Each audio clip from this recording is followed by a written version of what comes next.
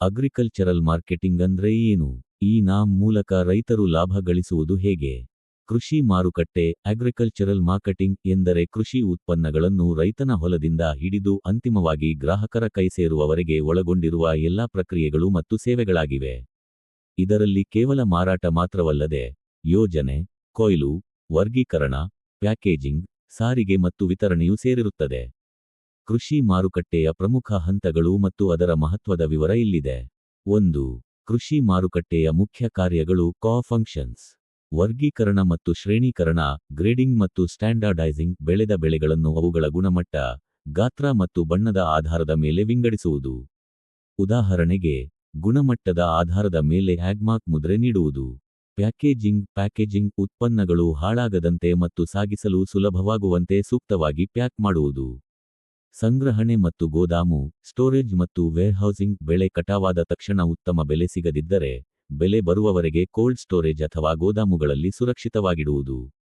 ಸಾರಿಗೆ ಟ್ರಾನ್ಸ್ಪೋರ್ಟೇಷನ್, ಹಳ್ಳಿಗಳಿಂದ ಅಥವಾ ಹೊಲಗಳಿಂದ ಉತ್ಪನ್ನಗಳನ್ನು ನಗರದ ಮಾರುಕಟ್ಟೆಗಳಿಗೆ ಅಥವಾ ಗ್ರಾಹಕರಿಗೆ ತಲುಪಿಸುವುದು.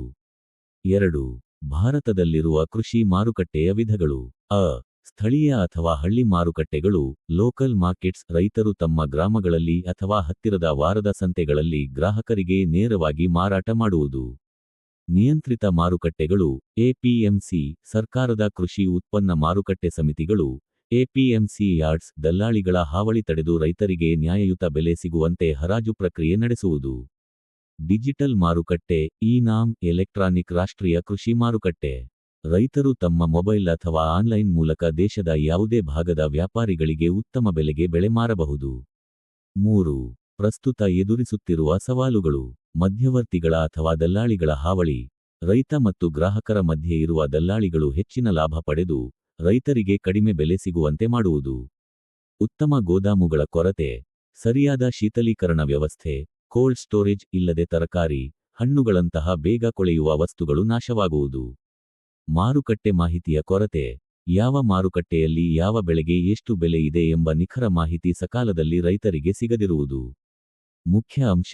ಕೃಷಿ ಮಾರುಕಟ್ಟೆಯನ್ನು ಉತ್ತಮಗೊಳಿಸಲು ಸರ್ಕಾರವು ಬೆಂಬಲ ಬೆಲೆ, ಎಂಎಸ್ಪಿ, ಮಿನಿಮಮ್ ಸಪೋರ್ಟ್ ಪ್ರೈಸ್, ಯೋಜನೆ ಮತ್ತು ನೇರ ಮಾರಾಟ ಪ್ರಕ್ರಿಯೆಗಳನ್ನು, ಉದಾಹರಣೆಗೆ, ರೈತ ಸಂತೆಗಳು ಉತ್ತೇಜಿಸುತ್ತಿದೆ.